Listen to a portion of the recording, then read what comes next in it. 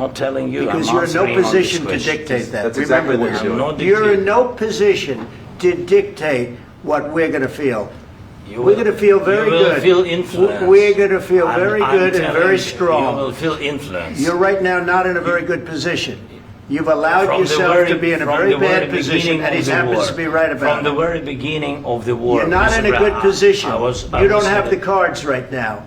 With us, you start having not cards. Playing cards. Right now, you don't. You're playing cards. You're playing cards. Serious. You're gambling with the lives of millions of people. You're gambling with World War III. You're gambling with World War III.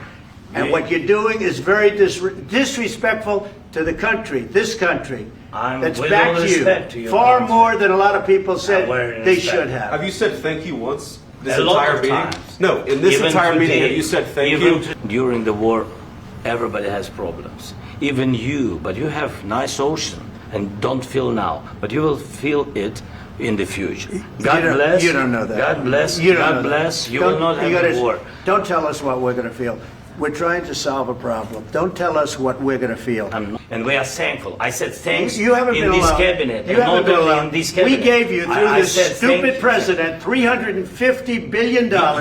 We gave you military equipment. And you men are brave, but they had to use our military. If you didn't have our military equipment, if you didn't have our military equipment, this war would have been over in 2 weeks. In 3 days, I heard it from Putin. In 3 days, this is something maybe new. Less. In 2 weeks, of course, yes. It's going to be a very hard thing to do business like this. Again, I tell you, just say thank you. I said a lot of times to American people. Accept that there are disagreements, and let's go litigate those disagreements rather than trying to fight it out in the American media when you're wrong.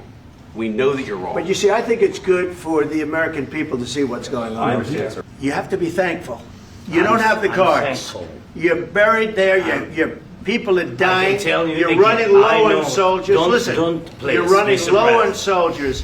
It would be a damn good thing. And then you tell us, I don't want a ceasefire. I don't want a ceasefire. I want to go and I want this.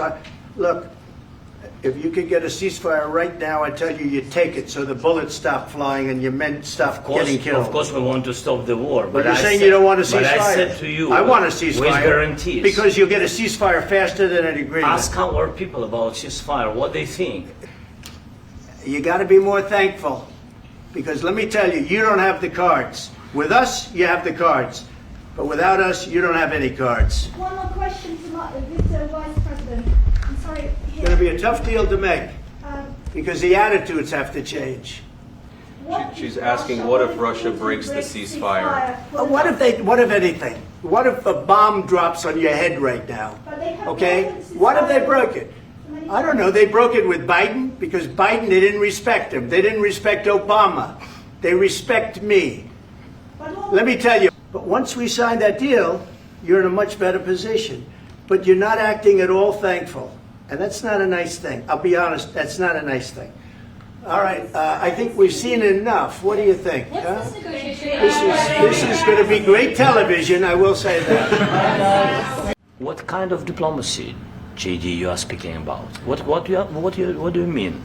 I'm talking about the kind of diplomacy that's going to end the destruction of your country. Yes, but if you Mr. President, with respect, I think it's disrespectful for you to come into the Oval Office and try to litigate this in front of the American media. Right now, you guys are going around and forcing conscripts to the front lines because you have manpower problems. You should be thanking the President for trying to bring an end to this conflict.